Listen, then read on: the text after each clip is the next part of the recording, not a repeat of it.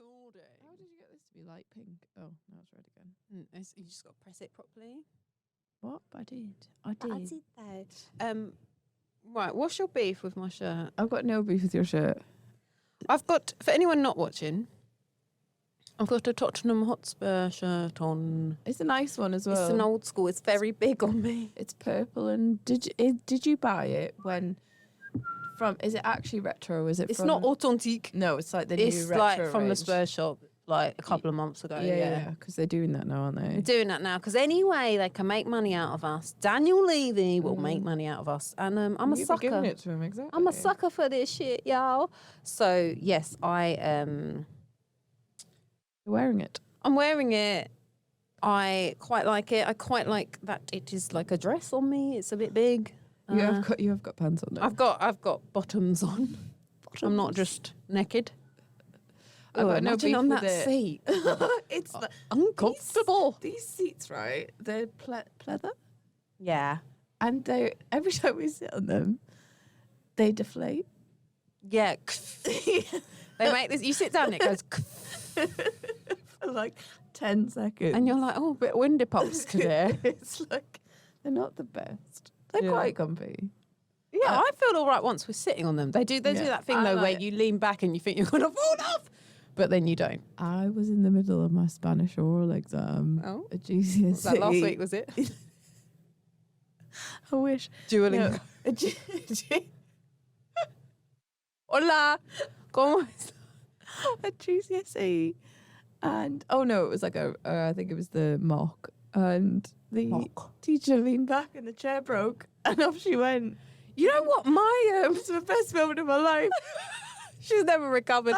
My French teacher, who was also doubled up as my Spanish teacher for a moment in time, who I actually genuinely love, she was my favourite teacher at school, she tripped over the lead to the overhead projector. And like, we all burst out laughing because it was funny. And if looks could kill, we were all dead. Oh, you'd be so embarrassed. Because she just looked at us like, not today, bitches. She wasn't in the mood. I think on another day she might have seen the funny side of it, but when people fall over, you fell over. it is my passion in life to see people fall over. It's so awkward. But oh god, and the worst one is when a kid falls over and it was hilarious, but they don't want you to laugh. You got to like turn around, or you got to like get your poker face on. You've got to laugh into your collar. Yeah. And that's not weird at all. Yeah. So anyway, I got no beef with the shirt. I just got beef with the fact you engineered it, so we had to talk about it. Which is just, I don't know why I didn't think this was going to happen. Of course it would. come on, you Spurs. I am a Tottenham Hotspur fan. It's brought me very little joy over the years. So if I can get some ounce of joy from wearing a retro shirt, then I like the fact that it's a printer is the sponsor. That's a much better sponsor than the majority of current sponsors in the game. Pony as well. Remember that well-known brand? Pony. And we were Pony for so long. Is it like and I'll give you still are. Is it like a Sony knockoff? What's Pony? I don't know. I don't know actually. Let us know, listeners, especially Spurs fans. We can also Google Spurs it. fans, like, support me and let me know what Pony is because I'm not really sure. I guess it was like Adidas or Nike or whatever, but just not anywhere near as big in the game. I feel like that badge is really big. It's massive. It's it takes up your whole boob. It does take up thinking. my whole boob. Yeah. Usually they're smaller, aren't they? It's like, I was going to say it's the size of my head, but my chest is head. definitely not. Anyway, moving on. So actually, I've always feel like I go, well, this is what we're talking about, so I'm going to leave that to you, Steph. Okay. We are talking about mental health. And well-being. And mental health and well-being, yeah. We're probably going to we're going to talk about our mental health, I think. We're potentially going to touch on player mental health. But yeah, it's something we really want to explore because, well, first of all, I think it needs to be spoken about more, but also because it's off-season and potentially a time for coaches to reset things and think about it and have some more space for themselves and prepping to go into the new season whatever. Probably when this comes out, it'll be December, and this will be irrelevant. But great, it's important. It's important all year round. It is important all the time. That's why you usually introduce the topic. Yeah. So notes. It is important all the time, and it also it's our pod, and we wanted to talk about it. So here we are. I will say as well that so my job is like an editor, so I speak to so many coaches. Yeah. Loads. So many coaches. So many coaches. And some of them have been really open with me about their mental health. That's good. Some of them, a lot of have them been closed. Have been a mixed bag. I've been like off record, or this is how I feel, or no one speaks about this. Could you try and give me some advice around this through your publication? Can you? But they don't want to go. They don't want that included in the interview. Yeah, or they're like, particularly for coaches at higher levels, they're like, don't mess with it. They're like, that was Ali's mic. Don't just wreck the mic. But they are like, I don't want that out there about me. It might affect my, the way people perceive me or my opportunities to get a job and stuff. So it's something that I think awareness is growing about. But in terms of actually the coaches themselves talking about it, I think there's still a long way to go. Yeah, and I think that's true for everyone, regardless of like coaching. Yeah. Like obviously we're funnily enough we're here to talk about coaching, but I do think like everyone feels like that a bit. It's like regardless of the job you do, there is still a stigma attached to mental health / mental illness, and so I think a lot of people are worried about how they will be perceived and treated if everyone knows. Yeah, of course. Or even if a handful of people. Yeah. No. And I think, how it might impact you professionally. Because I know even with mine, like I don't like to say I suffer from. I say I live with.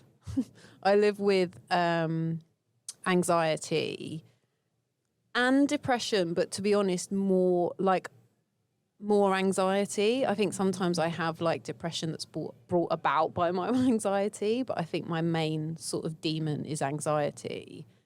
And even with me, with like my job, when you start jobs, and shout out if my current employer's listening, but when you start a job and they say, do you like list any long-term health issues, physical or mental, that might impact your day-to-day work or whatever, and any support you need, like I still don't list it on mine, just being very open and honest, because I've learned how to manage it and live with it as best I can, and that's an ongoing process for me.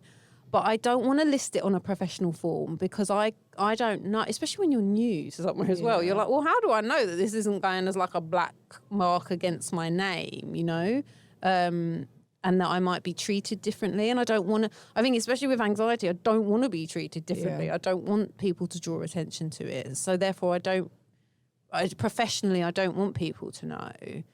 And I only want to bring it up in places where I feel safe to do so, with people that I feel like I can trust.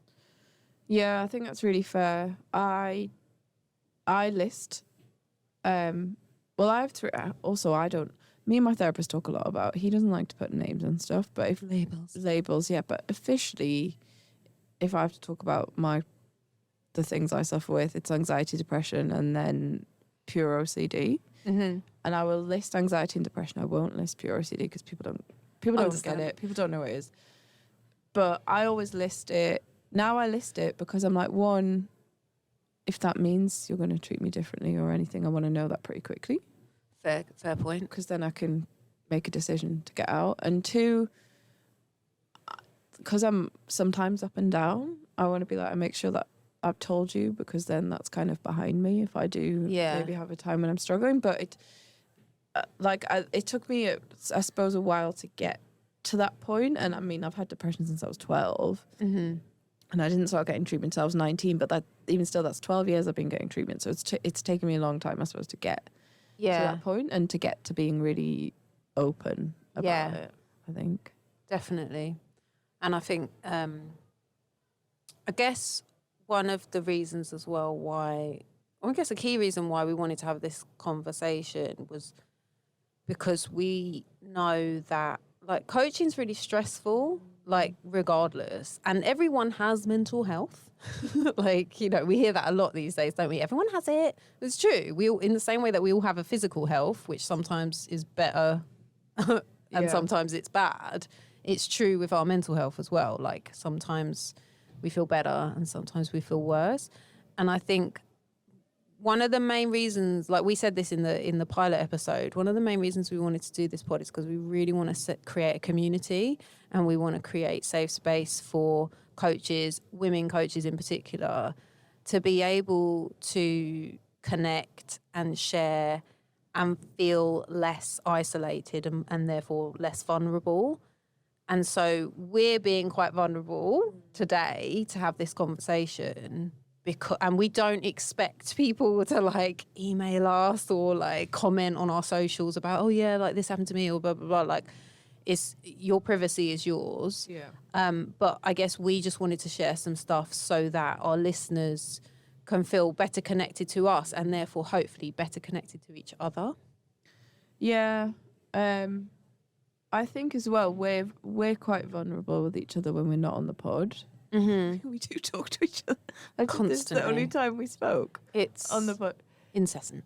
It's it's relentless. It's relentless. It's The relentless. WhatsApp chat. I mean, I got in trouble the other day, didn't I? No, because I deleted the WhatsApp chat. You didn't get in trouble. You said don't be annoyed at me. You put I was yourself in worried trouble. that I was going to be in trouble. But I suppose what I'm saying is that it really frustrates me when people are like, oh, just talk to someone. It's that easy. Or like, problem shared is problem halved. It's true. Yeah, but you got to talk to the right person. You got to talk to the right person. You have to find someone that you feel is like a safe person to talk to, and it's not something you should force because someone says talk. Because sometimes you can do yourself more harm actually doing it that way. So I think it's important that hopefully you do find someone to share with. Yeah, but you know, if you're still on that journey Ching. to finding someone, you know that there are spaces where you can sit and reflect and know that others are maybe going through similar things. Yeah, definitely. And I think it's always important to just take a breath, and you don't know what anyone is going through at any point, and it doesn't excuse people's behavior. Like if someone is behaving badly towards you, you don't just let them off the hook because they're going through something. But equally, I think sometimes there's a lot of judgment made about other people and how they act and stuff. And like, you know, if we think about coaching specifically, like especially on social media, I just see so much stuff flying around. And I'm like, yeah, but their reasons are their own. And I guess to just like elaborate on that, one of the reasons we wanted to do this episode was because I wanted to talk about why I'm currently taking a break from coaching. And a big part of it is basically I find it difficult to look at you while I'm saying this. Do you want me to look away? No, because I think it's important that the listeners, like we're filming it, we're recording the audio, and I think it's important that the listeners hear the realness and see it. But it's like, I thought that I was going to be able to go, yes, amazing, I'm taking a break from these seasons, and it'll be fine. But already I feel emotional. But basically I am taking a break because I felt burnt out, which I think is something that a lot of coaches can relate to. I think you're constantly physically burnt out from coaching, if I'm honest, and that's why it angers me. It angers me that we are paid so poorly in what is such a highly skilled profession. This workforce is exploited. There. I said it because it's true. And so I think all coaches listening can relate to feeling physically burnt out at some point, if not constantly. But I felt emotionally burnt out as well. And the reason for that is because I was subjected to some despicable behaviour by someone who should have been in a position of trust, was definitely in a position of power over me. And it was related to football. And that happened in kind of like 2018, 2019. And I what happened. There was an investigation. There was an outcome, which at the time I felt relieved by, because it meant he wouldn't be near me anymore. But as time passed, I was actually like, hang on a minute, he's still in the game. I've not bumped into him, but I have been in the same room as him 3 times already this year at football events, which is just ridiculous. Because you shouldn't be in those spaces. You shouldn't be allowed to be in those spaces. And if people knew what he had done, they wouldn't want him in those spaces. And I think one of the hardest parts for me is I know I wasn't the only victim. And so it's just like, wow, you're just going to let him do that to multiple women and then just carry on in the sport. So I've got like a lot of, I wouldn't say, I guess some of it is unresolved, but I've done a lot of work in therapy to try and kind of make my peace with it, because I have to live with it. And like, I've got this little mantra that I say to myself, which I don't think I've actually ever said to you. Like, the shame is not mine to carry. The blame is not mine to carry. The pain is not mine to carry. And I have to remind myself of that constantly, because I do carry it. And it's exhausting. It's exhausting to carry it. So basically what happened was this all took place like pre-pandemic. And then obviously in 2020, like the world kind of stopped, right? So none of us were coaching for a while. And it just allowed me to kind of stop and breathe.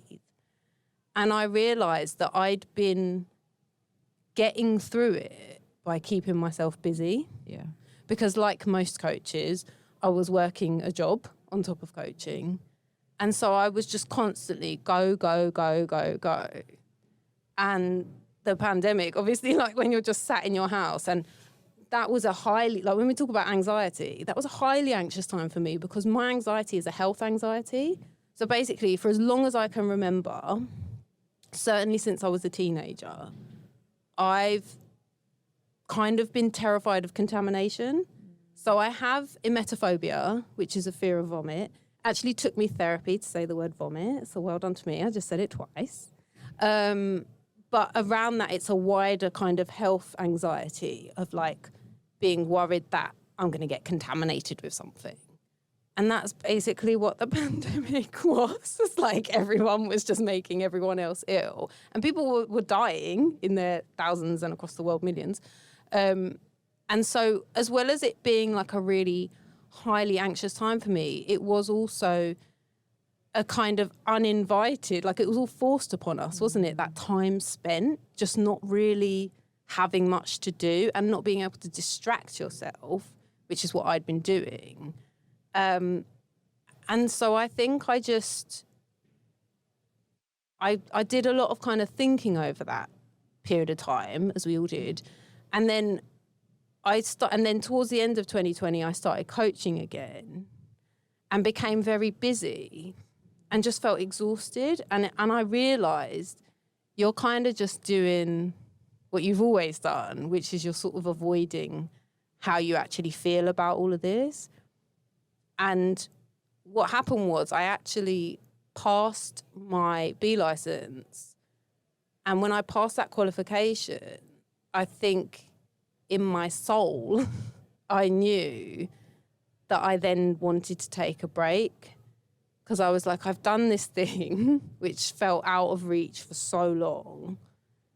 And I was like, and with most people, they're like, oh my God, I've got B license. Like, it's only going to go up from here. I'm just going to soar and I'm going to thrive and I'm going to be amazing. And, you know, I was coaching in one of the best girls' academies in the country, I would argue.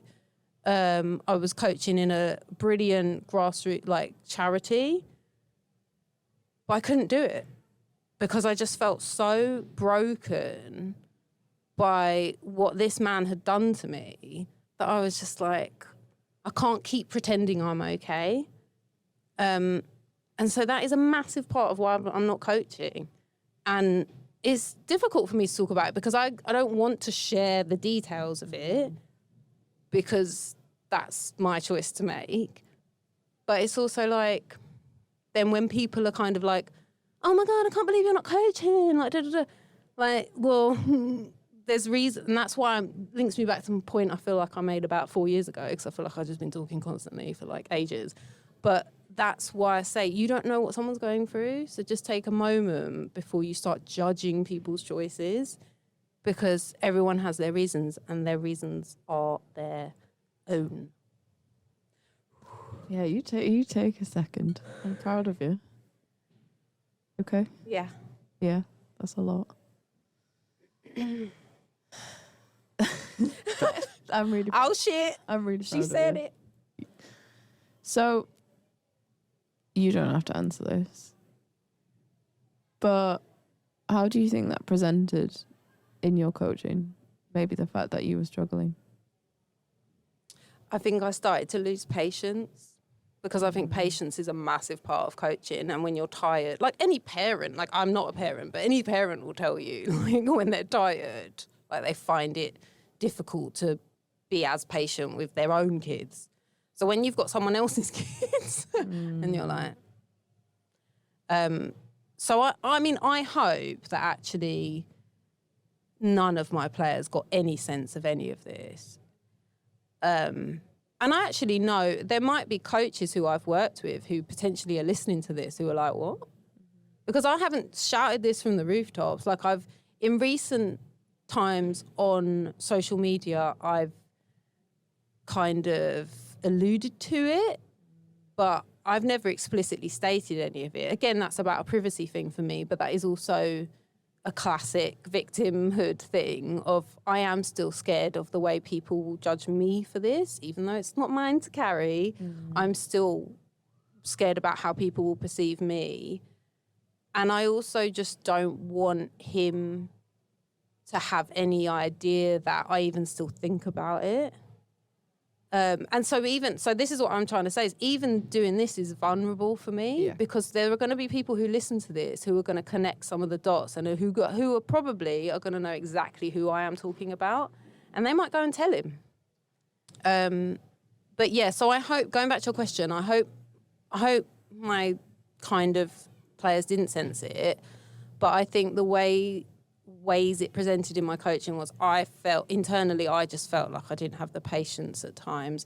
I also felt quite insecure about my ability to coach.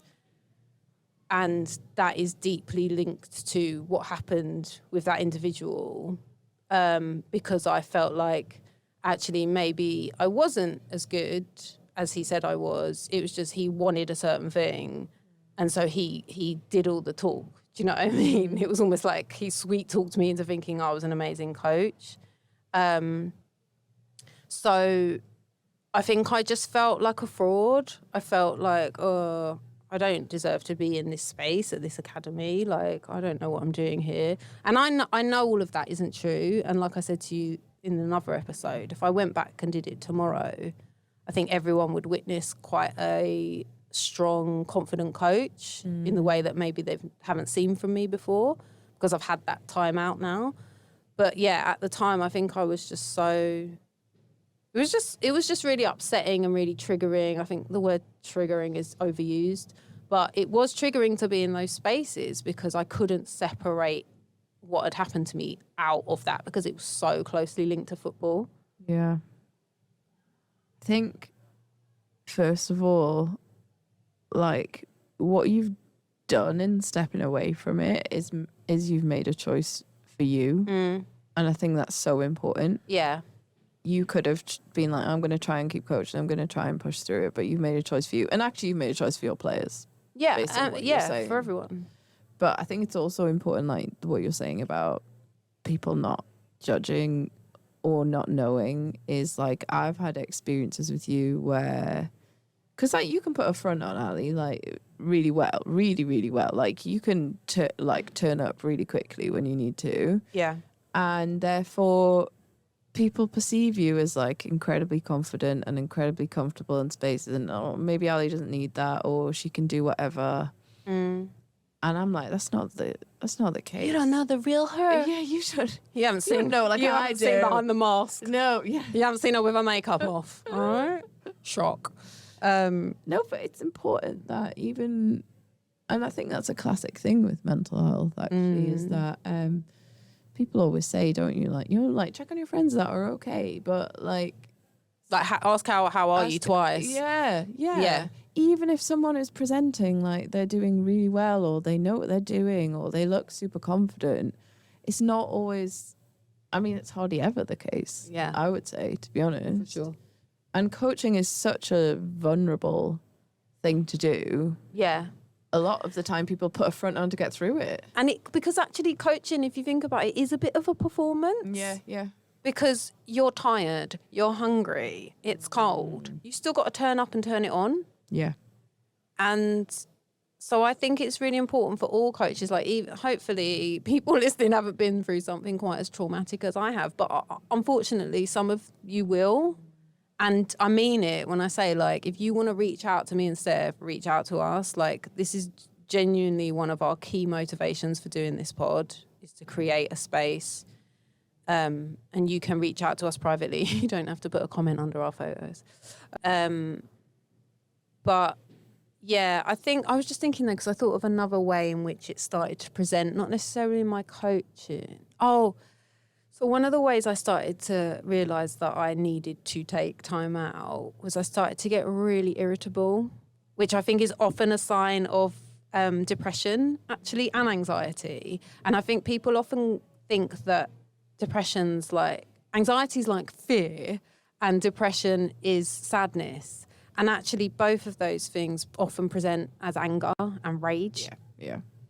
And that's what started happening to me. And I used to get particularly like pissed off with men, and this is not their fault, but men who were like going on about how difficult their coaching journey was and like how hard it was to get on the B license, or how hard they found their B license and how much they'd learned along the way, and all these like social media posts. Like, this is why I had to come off Twitter, because I was just like, you don't know. Like, you don't have the first idea of how hard that was. Because if you think it was hard for you, imagine what it's like for women. And the thing is, whilst there's a lot of truth in what I've just said, what is also true is that that's not those guys' fault. Like, they're allowed to have their experience, and just because it wasn't as hard as someone else's doesn't mean it wasn't hard. And I know that. My like rational, calm mind knows that. And I'm not saying to guys like, you're not allowed to feel your feels because your feels aren't as difficult as mine. I'm not saying that at all. But because I was so hurt and angry about what had happened to me, which was a very specific thing that happened to me because I am a woman, I just found it so difficult. And I just started to get really irritable around men. And I hate to break it to you, but football is a very male space. So if you're getting irritated by men, you need to maybe take a time out from that space. So that's what I did. I think it's a good point in general, because mental health in football is such a, like we said, it's a big issue. And I think that the shame around mental health is often more for men than it is for women sometimes. But I do think there are certain impacts on women in the game, whether it's what you're talking about, or it's things like as simple as having to like, if you're a woman in football, you don't go into any space without thinking. You go into every space preparing yourself for what might happen, who might be around, what challenge am I going to get, what's my limit today, what am I going to laugh off, or what am I going to like see if I can actually stand up to. Whereas if you're a man in football, if you're a white man in football, you walk in, the place is yours. Like it really, really is. You got the keys. Yeah. So it's exhausting sometimes just from that sense. And I think for any men listening, particularly white men, because I think that distinction that you've just made is very important. But for all men listening, women, what Steph has just described, women face that in every aspect of their lives. And actually, football, on a positive note, football for me has always been such a lovely escape. And like, I'll do things, like literally sometimes when I feel really anxious, I'll go and do kick-ups with the football. We know. Social media. Instagram knows. nearly broken a lot of things in my flat, you know. But because it grounds me and it gives me something to focus on, and it just takes me away for that moment. And I'm not trying to like run away from my problems, but especially with anxiety is a beast, and if you let it, it will control you. And I find that if I can focus my mind on something that I enjoy, it silences the anxiety, because it's like, no one's interested in you. You're boring. I've actually named my anxiety. I'm not going to tell the listeners the name, because if someone's got that name, I'm not throwing shade. But I've named my anxiety, and it's something I worked through with my therapist, because she was like, I think you'll find this helpful. And it really is, because what happens is when I start to like spiral, I'm like, oh, shut up, beep. And then I say, and I name it, and I'm like, shut up, because you're not the boss of me. You know, you're not in charge of me. But what I was going to say is, so actually football has often been quite a loving space for me. And I know so many people, men and women, who have helped me, who I've got to know through football, who have helped me so much with my anxiety and just in general, obviously yourself included. And so actually it's a really loving space. And I think that's why I was so desperately sad when that thing happened to me, because I was like, this was mine and I loved it, and now you've made it pooey. But I was going somewhere else with this as well, but I can't remember now, so I'll just fade out. You were saying, oh no, that was my moment. Oh no. She's missed her window. I'm just going to start rabbiting on again. No, you were saying about the positives, and I was thinking like football. I've an incredibly complex relationship with football, in that it's been some of my best moments and some of my worst moments. And my therapist, because I went full time in like football roles in January, and it was something I thought really hard about. Yeah. Because your passion becomes your profession. Yeah, but also because it's not always been positive for me. So, but I remember my therapist being like, I think when you look at your life, football's always the thing you come back to. And I'm like, it is like, and like you going out and doing kick-ups. Like when I was in my teenage years, and it was really dark time for me, like really bad time, I used to just go in the garden and take free kick after free kick after free kick. And then I'd knock the fence out, and then I'd have to like push the fence back. Bend it like Fairbairn. My dad would be fuming. Did I say your name right? You did. Boom. If you didn't, could you imagine? Awkward. Could you imagine? Yeah, and it was that was really helpful to me, and that was really grounding to me, and doing that like gave me space that I needed. Is that why you like absolutely top binned it at Toka Social the other night? That's like my strength. That's what I used to work on all the time when I was a kid, because I was obsessed with Beckham. So I would just do free kicks all the time, essentially. Amazing. Right foot. So yeah, it is positive in a lot of ways. Yeah, I think. And it's such a lovely game. It's the beautiful game. Like it's such a lovely game, and it's something we all unite over as well. Like I think so. Obviously, Women's World Cup is coming up, and I'm so excited about it, because I know that actually I think it's going to be tricky because it's down under, but because it's on the opposite side of the world, like the times are going to be. So I don't think nationally you're going to get that kind of fever that you usually get with a football competition. But if we just cast our mind back not that long ago to the Women's Euros, like something that was so lovely about was that the nation got behind that team. Not just women who like football or men who like women's football. Everybody got behind that team. And it is like, it's a source for such good and love. But unfortunately, like anything in life, it has its kind of darkness as well. So yeah, I guess we just wanted to talk about that honestly. I think probably the greatest pressure I feel as a coach is my responsibility to keep the game as beautiful as it can be for the players that I'm working with. And I sound like what a soundbite that is though. I'm a bit annoyed for myself going, because you've tutted halfway through it. Can you just call myself a dick? And then I mean, that's just us in a nutshell, though, isn't it? Like, we can't say anything nice without joking about it afterwards. No. But, like, I feel that pressure because, and I know I shouldn't always link it to me, but I know how unsafe I spelt. Unsafe is UNSAFE. Unsafe. I know how unsafe I felt in a lot of spaces when I was growing up. And I can see in a lot of cases how I was crying out for support in, if I had a child that was me now in my team, it would be like a safeguarding concern immediately, or like, what's wrong with this kid? Like, let's offer them support. And I'm so aware of all of that. Yeah. And I feel a big pressure through that. Like, I need to get that right. And it's a challenge. And then that can add to it, actually, because that becomes the pressure on you. But another thing on the positive thing is that, first of all, I think when you're coaching, what you're doing is giving back. And sometimes it's really good to give back as a way to get out of your own head. Yeah. To, like, if it's just if I'm having a really awful day and I have an hour of coaching and I get to step away from maybe what's going on with me and see what's going on with others, I find that helpful. I find, like, young people just great to be around.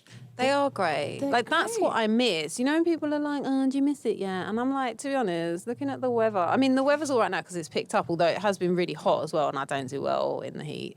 But, unless I'm just sitting in my back garden reading my book. But, like, when it was, like, icy cold over the winter, I was like, yeah, no, funnily enough, I'm not missing it. But what I have missed from the moment I stopped coaching is the kids, like, is the players. Because they just, no matter how rubbish your day has been, for whatever reason, I guess it's linked, though, to what I'm saying about you have to focus your mind on something. And I think it just provides a bit of escapism. And I think that's how I knew I was traumatized, was because even that wasn't working anymore. Yeah. But yeah, in general, it was just such a lovely end to the day. Like, even if the session wasn't great and some of them, like, messed about or whatever, like, it was just, they are just kids and we're all here because we love football. And that's what I mean about that uniting element of this game. Like, I really just think it can be such a force for good. It can. And when you see them, like, I'm not going to call any players out, but I have a player that played for us. And now it's time for a new segment, Name and Shame. I have a player that was with the club for a really long time, didn't want to get involved on match day. Yeah. Decided finally, this is the season. Would show up on match day. I can't do this. I'm rubbish at this. I can't do this. I'm rubbish at this. The rate she's been able to prove to herself. Yeah, I love that. What she can do, who she is. Prove to, like, people on the sidelines, like, the growth that I've seen in her. Yeah. Is just, like, the best. Yeah. The best thing. And I'm like, take this, put this in all other areas of your life. Like, look what you can do. Yeah. And I remind her, like, do you remember what you used to say when you showed up? Yes. You couldn't do this. What have you just done? Yeah. Like, we don't need that. Like, getting to witness that in the kids is so important. And and also, like, I think, because I'm working with, like, they're 14. I love that. That's a great age. It's a great age. Well, it's a great age if you've been with them for a while. If you go in at 14, sometimes it's quite difficult. Well, I went in at a club at under 13s and it was but I loved it. And they took to me and, like, I loved it. But it is, but I think one of the reasons I love coaching that pre-teen, just into teenage. And one of the reasons I love it is because there's just so much going on in their little lives and bodies. Like, there's so much change. And I've been there and I've experienced it. I've been a teenage girl and everything that comes with being a teenage girl.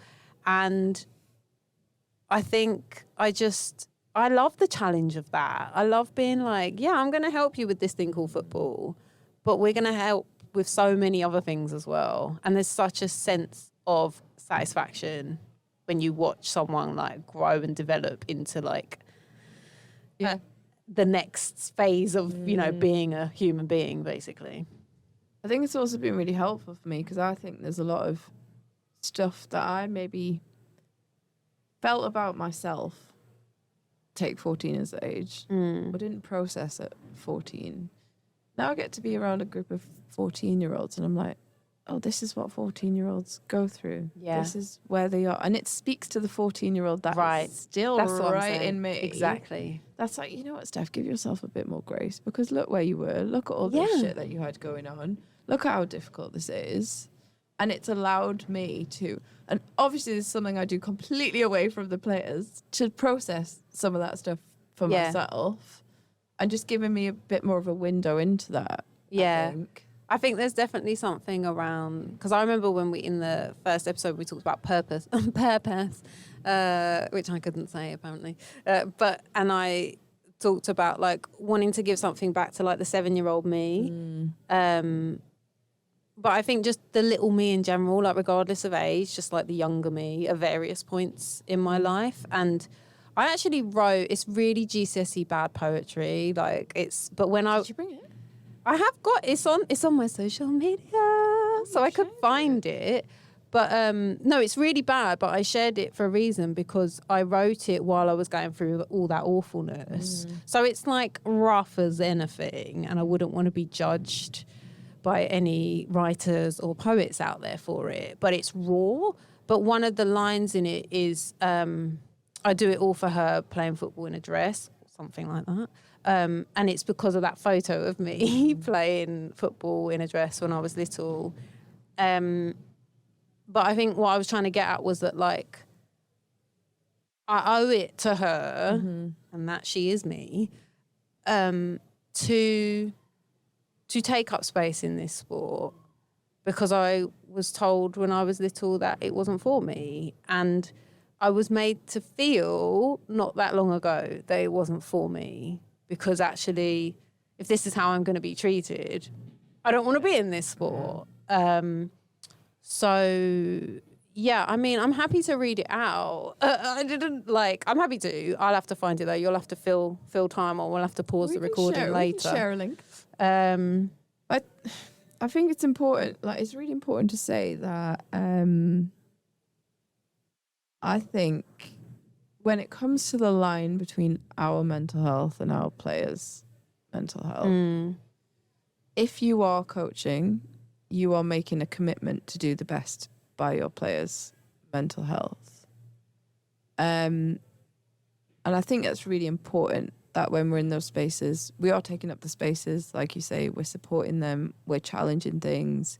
There's certain like societal things that I grew up with, you grew up with, that I see in society today, that like stuff around weight and stuff and like body image, and I'm like, is this still the same fucking story? Yeah, like, why are we still here? Why are we still here? Let's challenge that. Yeah. So I feel like if you're coaching, you are committing to that.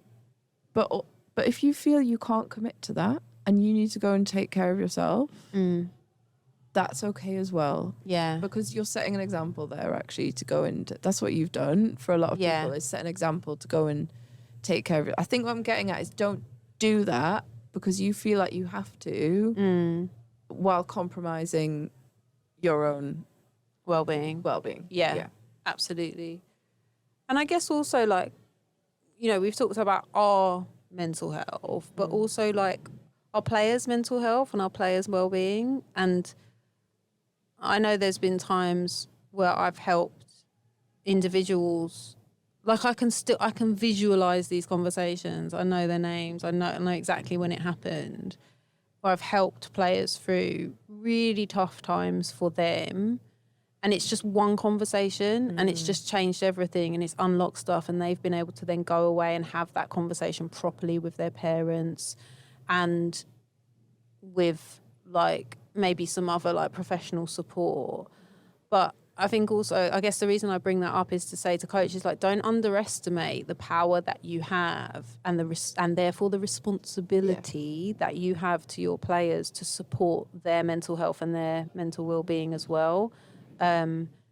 Because there are going to be times where players are going through stuff as well. And I think because I'm sensitive to it, because I've experienced it myself, I think maybe sometimes I see stuff that maybe the men that I've coached with don't. And I don't think it's because they haven't experienced it. I think it's because we're socialized, like men are socialized in a really sexist way into just kind of man up.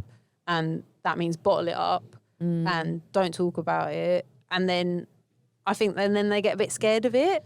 And so I think when they, you know I said before, like, oh, it's always my job to go and be the mum. Yeah. But actually, I think if I'm fair to some of the guys I've coached with, I think it's because of the way they've been brought up, not just by their parents, but by society and the patriarchy, which doesn't serve any of us. They just feel really uncomfortable with it all. And so actually they want me to go and do it because they care about that child and they don't want to go and mess it up. But yeah, so I think our lived experience helps us be better coaches as well. But as you say, we need to know where the line is. Yeah. I think also like I'm quite open about like my mental health struggles, and no one has to be. That's also really important. No one has to declare it, and it's not like I stand in front of my players and say, here's my diagnosis. Like, I've never done that. But I'm very open in that. I'm like, oh yeah, I was at therapy the other day, or like, Yeah. I do take medication for this actually. Yeah. Or I'll cry in front of them, like I mean, no, but like if I have an emotion, I was just going through a really bad breakup. Yeah. So if we could just practice the passing or something, I don't know. But I think it's important to recognise that if you're talking to players about difficult things, and there was a point I got to in my coaching recently where it was like, everywhere I turn, one of my kids is struggling. And that's really hard when you care about them and when you see what they're going through. And I was like, I am not equipped to support all of these players with everything they need. I am more equipped than I was giving myself credit for. But yeah, it's important to remember that we're not robots. And if a kid has come to you with a disclosure, or they're hurting, or you can see something's going on, that is going to affect you. Yeah. And you need to take care of yourself around that as well. So whether that's like me talking to you or me talking to my partner, or like something that's in place. Yeah. To make sure you're looking after yourself, because you don't need to bear the burden by yourself. I mean, obviously don't be telling everyone's business, but as in, you know. And then she said, right? And then I was like, oh my days, is it? Just pass it along the chain. But like, put some support around yourself. Yeah. And it doesn't have to be in the football realm or whatever, because those are difficult things. And I don't think we should be putting coaches, teachers, whatever, in positions where actually we're undertrained to deal with this stuff. Is mental health first aid a requirement of a coaching qualification? No. Is physical first aid? Yes. We should change that. It's such a good point. Then we're meant to go and like manage these things and deal with these things and support these things. Yeah. So to your point about like some of the men that don't want to approach, well, they've got absolutely no training on doing it either. Yeah. So I think it's just important that you give yourself a lot of grace and say, this might be hard. Definitely. For sure. Is there anything, because I don't give a shit about how long this episode is, because I think it's a really important topic. So we can sleep in this room. We've basically figured out. No one's calling us out. No one kicks us out of this room. Peter Crouch rented the whole thing, so we're just him. No. Big Pete. Crouchy. What was I going to say? So yeah, I don't really care how long this episode is, because I think it's important. Is this therapeutic? This is like therapy, right? Is there anything you feel like you haven't said yet that you want to say? Or I'm also really conscious that I spoke for about half an hour at the beginning without taking a breath. You needed to. I did. I speak on it, girl. I was like, if she stops, she's not going to start again. Keep going. Yeah. You had to keep going there, I think. Yeah. I did want to offer a definition of what pure OCD actually is. Go for it. While I have the mic. The floor is yours. Because it's very misunderstood, and that's why I don't share about it. So I think it's important. And I'm going to give the definition, like the textbook definition, but also definitions that have been given to me that have been helpful. Mm-hmm. So pure OCD is OCD without compulsions. So it is, it's not, I mean, the classic example people give of OCD is like, have I locked the door? And then you go back and check a million times. Yeah. Like light switch. Yeah. It's some kind of thought. And then rather than compulsions, you have like a mental mantra or something that's repeated. It's kind of in your head. And again, this is how I experience it. And it's almost like your brain like latches onto a thought. Okay. And two really useful ways that people have explained it to me are like, one, it is your absolute worst nightmare, your brain starting to believe it's true, or like your worst thought, your brain latching onto that. Or two, it's Tourette's if it was in your head. Right. And your brain just throws out those thoughts. And for some reason, my brain latches onto them a little bit more. And it's really misunderstood. It's also called intrusive thoughts. And people. I was going to ask about, in my ignorance, is it like intrusive thoughts, and then it just gets stuck? Yeah, exactly. So the thing is, people have intrusive thoughts all the time. It can be as simple as like, oh, you're wearing a flip-flop, being like, I'm going to kick my flip-flop into the river. Like, yeah. And you're obviously not going to do that. Yeah. But there's something in my brain that is like, all right, let's hold that there. Yeah. So yeah, I just thought it was, no one speaks about it because it's a really hard topic to touch. Yeah.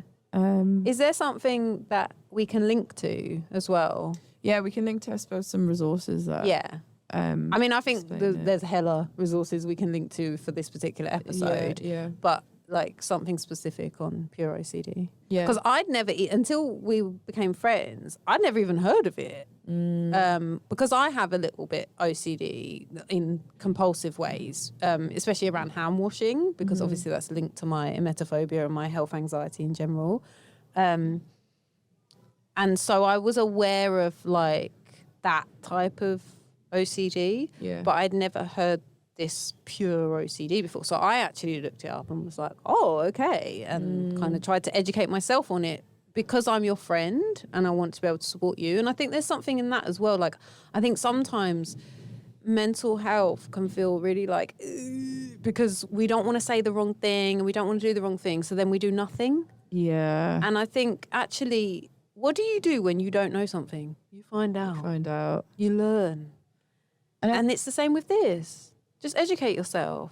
And because I shared something on Twitter, didn't I? And I got a couple of messages saying, thank you for sharing. I'm not brave enough to which it's not that you're not brave enough to share. So you don't have to. But I hope one day I can share it. And yeah, when you knew, like being really honest, I felt like you said something really nice. I think you said it helps me to think about how I can respond to you or something. Or it's really helpful for me to know that. Yeah. But it took me a while. I was like, oh, but she might behave differently around me. So I'm going to have to just wait a few weeks and like settle back into that. Because I feel exactly the same as you do. As soon as people know, they might respond differently or whatever. So it took me a while to kind of like be all right with that. I suppose. And I think also, I've said this before as well, about like, I think I joked about it in a recent episode about like, we're all weird. It's about finding compatible weirdness. And I think ultimately like and I genuinely mean this in a reassuring way to everyone. Everyone's got something. I promise you. Oh God, they have. Everyone has got something. Yeah. Some people, like me and Steph, quite vocal about it, even on public platforms. Other people keep it all to themselves. The choice is yours. I'm not saying everyone needs to be out here going, yeah, I've got this, I've got that. But I think sometimes we feel like because people don't talk about it that much, we feel like anxiety in itself is so isolating Because you just feel like the weirdest of the weird. And you're like, why is my brain, like, why have I fixated on this? Why am I even worrying about this? It's highly unlikely that it's going to happen. And even if it does happen, worrying about it isn't going to make it, like, any difference. Like, do you see what I mean? Welcome to my brain constantly. But I think... And so sometimes you can sort of convince, like you can look at people slightly enviously and be like, oh, what it must be like to live this life where like carefree. Nobody is carefree. Like everyone's got something that they're working through. So it's okay because we're all just trying to make the best of this together. And that's why I'm saying, like, as much as possible, act with kindness because you don't know. But that does not mean...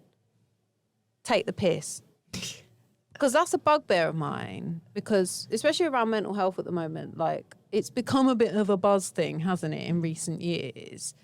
And then I feel like sometimes people latch onto it to try and excuse bad behaviour. And I'm like, no, that's different. Like, don't conflate the two. There's like, you can have your mental health struggles or things you live with. And you can be a dick. And you can... you have to take responsibility for those, which actually is probably what I was saying earlier. It was like, if you feel you need to step away from coaching, that's you taking responsibility for yourself. That's really important. The two things can exist, and you can find a space where you can work through some of your things, but there'll be other spaces where it's not appropriate to do that when you're working with children. Yeah, for sure. It's taken me a while to realise that actually what I did was a brave thing and not a cowardly thing.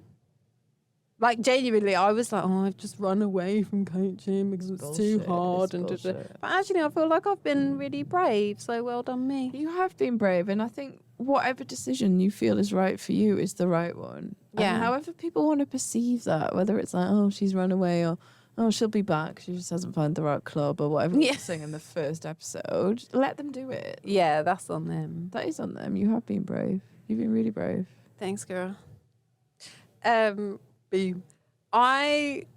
feel like I want to read my thing, and then if we decide that it just sounds really... I was going to say a word that I'm not going to say on the pod because it's not appropriate. But if it just sounds really awful, then we just won't share it. You read your thing. Do you want me to just announce you? What's it called? Built to Rise. It's called Built to Rise. Okay. Can I do a radio announcement? Yeah, you can. But can I just fire in the booth? But can I just say, I just need to say this at the top. Like, we might not keep this in. We'll see how we feel about it. Because you might be like, that is awful. That is the worst thing I've ever heard. Can I just say, I am fully aware that parts of this are really naff, especially some of the rhymes. But it was really therapeutic for me. And like the caption I put when I posted it on Instagram says, I wrote Built to Rise a few years ago after a particularly bad experience, sharing again today in celebration of International Women's Day 2021. Women in football, keep learning, keep inspiring, keep rising. Although this is a bit naff, it's very important to me. Okay. So, I don't think I should do a joke radio intro. no, please do. Help take the edge of it. Edge of it. Okay. Hello, listeners. Whether you've had a stressful day at work or a casual day at home, thanks for tuning in. A debut now from Alison Speechley. Here she is with her first poem, Built to Rise. I'm not sorry, but what an intro. It's quite a serious poem, Steph. No. Okay. No, how am I supposed to not laugh after you did that? I've teed you up. I've crossed it in. I've put it on a plate. Okay. Open goal. Should I repeat the title or no? No, you got this. Do what you want. I learn, I lead, I learn. Engage, educate, empower, each one in turn. I am an inspiration with dedication and motivation because I have known intimidation and isolation without apology or explanation. I am hours upon hours of plan, do, review, just like you, and yet often I am the only woman in the room, so I speak in the hope that you hear the rest of us too. I have played it safe and somehow made mistakes. I am a leap of faith, concealing hands that shake. I rub shoulders with confidence. I've had dinner with self-doubt. But I ask hope to take me home, and I tell ambition what I'm about. I know trauma terrified me, but with recovery I made up ground. I've learnt I have to go through it, not simply over or around. I can bask in the glory of an unbeaten season, but know I learn more in defeat. I see meaning, I find reason. I do it all for her, playing football in a dress. My first love, pure joy, all smiles, never stress. Every day is a school day, and now I realise I am built to rise. I am built to rise. I am built to rise. You can laugh now. I don't want to laugh. I think you really undersold yourself when you... With my GCSE poetry. I think it's amazing. I actually think it's amazing. I messed up on concealed. Oh, I was trying so hard to like read it without any errors. Say? I was just like, I had to say concealed again. But you know what? I'm a real person and we make mistakes. You are. I love it. But thank you. But yeah, it's we can see how we feel about it. I call my UEFA B license 23andMe because there were 24 learners on that course. I was the only woman in the room at all times. 23 male learners and me. 3 tutors, all male. Yeah. That picture is changing, thankfully. But that is the reality for a lot of women who are coaching, is that we're going it alone. And that's why we're doing this pod, to create that kind of community, because you're not alone.